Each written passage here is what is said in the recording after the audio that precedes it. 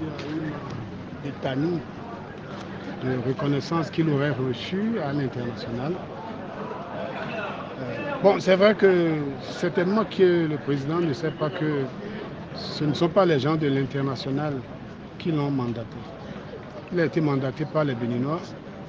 Et comme il n'observe pas la souffrance des Béninois, comme il n'observe pas les problèmes d'emploi qui se posent dans le pays, comme il n'observe pas la difficulté pour les gens de s'alimenter au quotidien, c'est vrai qu'il a fait une allusion légère aux souffrances des Béninois, mais il s'est plus attardé sur les reconnaissances que l'international lui a données.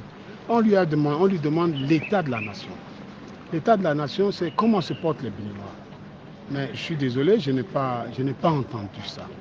Et je n'ai pas entendu les réponses que le chef de l'État devrait apporter aux souffrances des Béninois. Comment se portent les Béninois? Le chef de... Attends, vous le savez, on n'a pas besoin de vous le décrire. Mais lui, il a besoin de nous le dire. Il a besoin de nous dire, je sais que les Béninois ont faim. Je sais que les jeunes Béninois n'ont pas d'emploi. Et d'ailleurs, les quelques allusions qu'il a pu faire aux questions d'emploi, il s'est profondément embrouillé. Du moins, il m'a embrouillé. Il m'a embrouillé en ceci que l'année dernière, il nous a annoncé que, par exemple, Glodjibé, qui est une fierté pour lui, et je souhaite que ce soit une fierté pour le Bénin, Glodjibé aurait produit, selon son discours de l'année dernière, 6 000 emplois.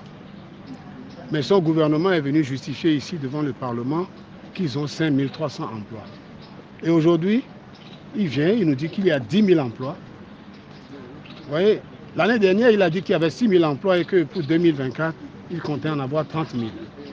Mais sans honte, le président nous a dit que lui, il a 10 000 emplois, en contradiction avec son gouvernement, et que maintenant, ce sera des centaines de milliers. Alors, la question, c'est quelle est la crédibilité qu'il faut accorder au contenu du discours du président de la République, lorsque lui-même nous embrouille avec ces chiffres non maîtrisés. J'observe que le président de la République, l'année dernière, a parlé du succès de ces réformes au niveau des communes. Bien, tout le monde sait maintenant que les réformes au niveau des communes sont plombées.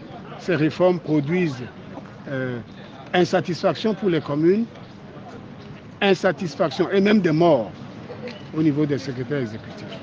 Il y a donc à s'asseoir, à se réasseoir pour réinventer la réforme des communes, pour revoir comment les communes doivent fonctionner pour produire des résultats probants.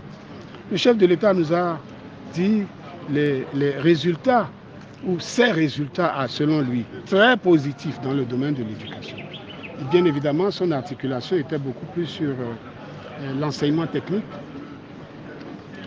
L'année dernière, il nous a annoncé que cette année, il en aurait fini avec ces lycées, les 30 lycées qu'il aurait construits. Maintenant, il nous dit qu'il est à l'étape d'appel d'offres. Et au motif, les communes n'ont pas donné les terres. Est-ce que l'année dernière, lorsqu'il nous annonçait les 30 lycées, les communes n'avaient pas donné les terres? Il y a là des incongruités qui sont dérangeantes. Je pense que ce que nous attendons du chef de l'État, c'est d'être plus en réalité avec les souffrances des Béninois, avec les désirs des Béninois, avec les changements que les Béninois veulent voir opérer. Les changements ne sont pas des lettres, ce sont des faits réels que les Béninois doivent vivre.